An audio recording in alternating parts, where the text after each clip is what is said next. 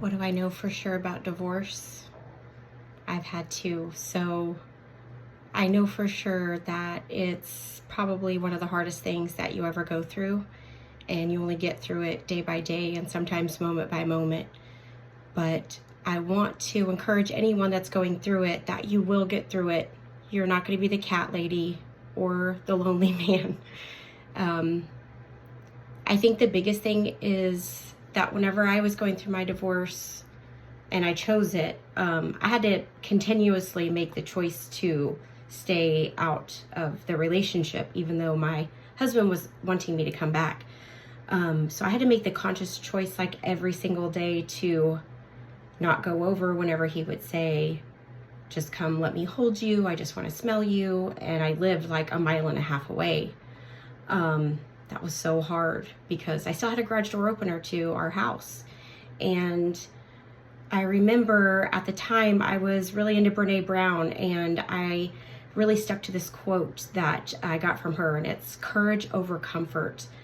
I like repeated that to myself all the time. I really could have stamped it on my forehead. Like anytime I felt weak, I would repeat that to myself, courage over comfort, because my marriage hadn't been good for years. And I was very committed to it, but I had started to work on myself. I had started to lose a lot of weight that I had gained over the years. I had started going to the gym. I had started reading more and just really working on me. And the more I worked on myself, the more I didn't fit in that marriage anymore. And it was really hard because, you know, it wasn't just a marriage. We had a family, and all of my eggs were in that basket. So courage over comfort became a huge motto for me, because it would have been easy for me to go back to what was comfortable and what I knew. But I had these other dreams of what my life could look like, and I thought that I owed it to myself to give those dreams a chance. So I did. And it was really hard, even talking about it now, and it's been 5 years ago. It was really, really hard because it's literally like someone dies, but it's almost worse because they are still alive, and you have to make the conscious choice every day to honor your own highest good and your dreams for your life, and not go back to something that no longer is good for you. I mean, it wasn't good. It wasn't good for my children. It wasn't good for me. So courage over comfort, guys. Like I said, I wore fake glasses that I got. I don't even know where I got them. I think I got them on Amazon or Claire's. I don't remember, but I wore them like every day because my eyes were always puffy. And if I put makeup on in the morning, it was just going to come off or, you know, give me black eyes. So I wore my fake glasses all the time. And I called them my divorce glasses. So I wore my divorce glasses for many, many months. And I don't regret it. I don't regret it, you guys. Like, one of the things that I tell people all the time is that you will never regret being brave. And one of the bravest things that you will ever have to do is leave situations that are no longer good for you and healthy for you, or no longer a representation of what you have in your mind that your dream life can be or what you want it to be. And you almost have to recreate like your whole life too whenever you get out of a relationship. It doesn't even have to be a marriage. It could just be any relationship. But I had to ask myself, what does my dream life look like? What does my life look like? What am I doing? Who am I with? Where am I going? What am I wearing? How do I feel? What do I smell like? You know, all of the things. And I started to just ask myself those questions and started to answer them and started to ask myself what I really wanted, what was really important to me. And day by day,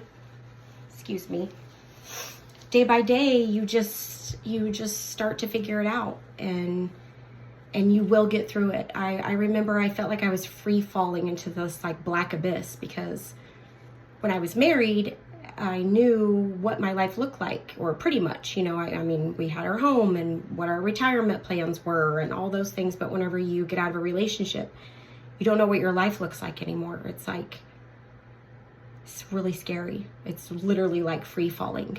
And I remember that feeling so well. And I think that that's very, very normal, very normal. I think that's another thing, is like to know that whatever you're feeling, it's normal, and it's also temporary. You will heal, you will get through it. But I also encourage you to go to therapy, read books, listen to podcasts, watch YouTube videos, anything that helps get you through and helps feed you and helps you start recreating yourself and start helping you figure out what your new life looks like, is the most positive things that you can do, and to focus on that courage over comfort, courage over comfort. And actually, my life now is more beautiful and what's the word? Content now that I ever felt whenever I was in that marriage, or that I ever thought that it could be. And I'm so glad that I made the hard choices for myself, and I made the choice to be brave, and I made those choices every day to have courage over comfort, and to give life, universe, God, whatever you want to call it, the opportunity to offer me something different, and to focus completely back on myself and figure out, who am I now? I was almost 40, so who am I now?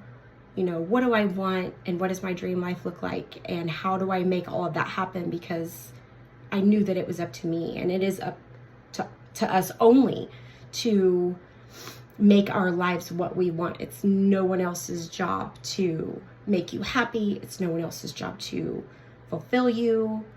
It's really your 100% job alone, which is also kind of scary, because I don't think that we're necessarily raised that way. We're kind of raised to be dependent on all sorts of outside things. But when you really like take 100% responsibility for your own life and really start delving into you and all of the things that I've been talking about, like, this magic starts to happen, and you don't even know that it's happening yet. But just, I think the mere asking ourselves the questions, the hard questions, and starting to find those answers for ourselves, it automatically like sets everything in motion. So it's so cool. I did go to therapy, and kind of how I got here, besides going through my second divorce and really recreating myself, I started to have a self-worth that I'd never had before. I really started working on boundaries. And towards the end of me graduating my therapy, I was starting to be ready to maybe date again. I had taken the time to, I feel like, you know, explore for me why I was getting divorced for the second time, why I kept getting in these unhealthy relationships. And I think that's imperative, if that's you, to work on healing those things, because I truly believe if you don't heal those things, you will keep attracting those things, that those same relationships, those same dysfunctional behaviors that you're accepting of in relationships, until you heal those things and until you realize that you are worth more, and you can have boundaries, and you don't have to live in dysfunction. You don't have to put up with someone treating you bad. And so fast forward, I think I'm ready to start dating, and I had never really dated. I found validation in my relationship, so I always moved really fast. I probably wasn't as picky. Okay, I'm not even gonna lie. I definitely wasn't picky. I kind of just would take whoever came along, because deep down, I didn't know that I was doing this, but I was like subconsciously thinking, this person will love me and then my life will be great, because I just thought that relationships were 100% of your life. Which I realize they're not. They're just one piece of the pie of life. But I had been pickier about my bed linens, because I'm really picky about those. I had been pickier about my bed linens than I had my spouse's. And so I told my therapist at the time that I was going to go on a 50-day challenge, and I was going to just really be selective, and I wanted to experience, you know, all the fabrics, if you will. I wanted to just experience dating, and the purpose was not to get in a relationship. The purpose was just to date, because I didn't even know what I wanted, and I didn't even know what was out there. I didn't even know the potential. And so he said, that is a great idea. I love that. And so I actually did that, and that's how I'm here today.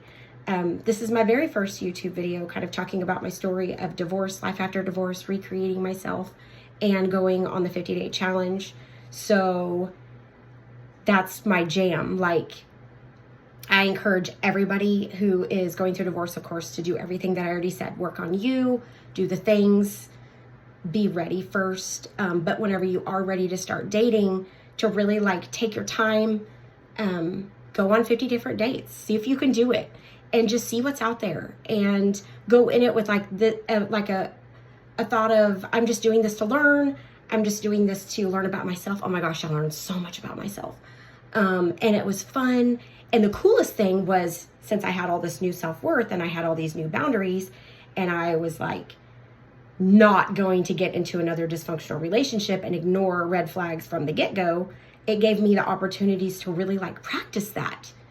And so anyway, we'll be talking a lot about the 50-day challenge. We'll be talking a lot about recreating yourself, and just really, I think, living your very best life after divorce.